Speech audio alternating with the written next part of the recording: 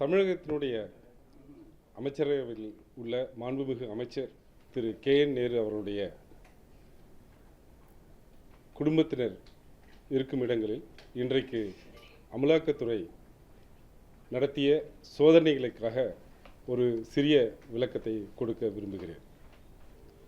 இந்த வழக்கு எங்களுக்கு அமலாக்கத்துறையினுடைய அதிகாரிகள் சோதனையின் போது அளித்த விவரங்களின்படி 2013 வங்கிகளில் பெறப்பட்ட கடன் தொகை சம்பந்தமாக சிபிஐ ஒரு வழக்கு 2021 பதிந்து அதன் மீது குற்றப்பத்திரிகையும் தாக்கல் செய்யப்பட்டுவிட்டது. ஏறக்குறைய 4 அல்லது 5 வருடங்களுக்கு பின்பாக குற்றம் நடந்ததாக சொல்லப்படும் நாளிலிருந்து ஏறக்குறைய 12 வருடங்களுக்கு பிறகு அமலாக்கத்துறை இந்த நடவடிக்கையை எடுத்திருக்கிறது. இது எடுத்திருக்கக்கூடிய நேரத்தை பார்த்தால் இந்த வழக்கு மட்டுமல்ல, தமிழகத்தினுடைய அரசு அலுவலகங்களில் அமைச்சரவையில் இடம்பெற்றுள்ள மாண்புமிகு அமைச்சர்கள் மீது தொடங்கப்படும் இந்த அமலாக்கத்துறையினுடைய நடவடிக்கைகள் எல்லாரும் எப்போது எடுக்கப்படுகிறது என்பதை தமிழக மக்கள் அறிவார்கள். பாராளுமன்றத்தில்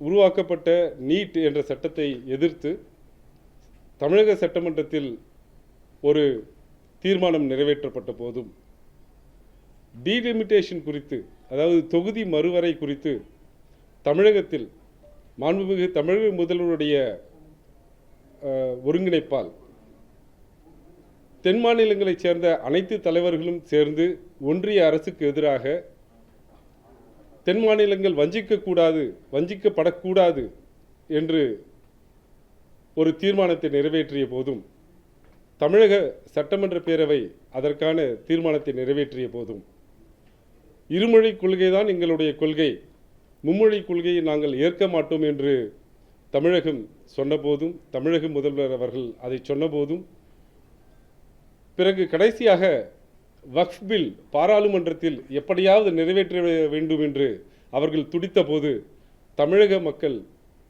சார்பாக, தமிழக மக்களுடைய உணர்வாக தமிழக சட்டமன்ற பேரவையில் வக்ஃப் பில்லை எதிர்த்து ஒரு தீர்மானத்தை நிறைவேற்றிய போதும் இதற்கு சரியான பதில் இல்லாமல்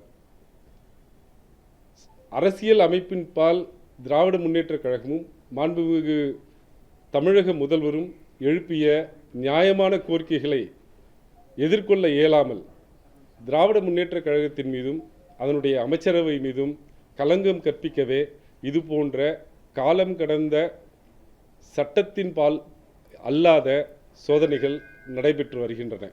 இதை தமிழக மக்கள் நன்றாக அறிவார்கள். எங்களுக்கு தெரிந்த வரையில் ஊடகங்களில் அமைச்சர் அவருடைய பெயரையும் அவருடைய குடும்பத்தினர் பெயரையும் சொல்லி ஏதோ இது ஒரு ஊழல் குற்றம் போல சித்தரிக்க முயல்கிறார்கள். அமலாக்கத்துறை அதிகாரிகள் சோதனையின் போது தெரிவிக்க வேண்டிய முழு தகவல்களையும் கூட கொடுக்கவில்லை. ஆனால் கொடுத்த சில தகவல்களின் அடிப்படையில் அந்த வழக்கு 2013 நடைபெற்ற நிகழ்வுக்காக 2021 சிபிஐ தாக்கல் செய்யப்பட்ட ஒரு வங்கி பண பரிவர்த்தனை சம்பந்தமானது மட்டுமே அன்றி அது எந்த ஊழல் வழக்கையும் சார்ந்தது அல்ல. இந்த விளக்கத்தை நாங்கள் தர கடமைப்பட்டிருக்கிறோம். அதற்காக உங்களை சந்தித்திருக்கிறேன். நன்றி, வணக்கம். அதே மாதிரி தொடர்ந்து இப்போ KN நேரு சார் அதுக்கு முன்னாடியே நிறைய ரைட்டில் அமைச்சிருக்கீங்க, சரி செந்தில் பாலாஜியில் இதை எப்படி பார்க்குறீங்க?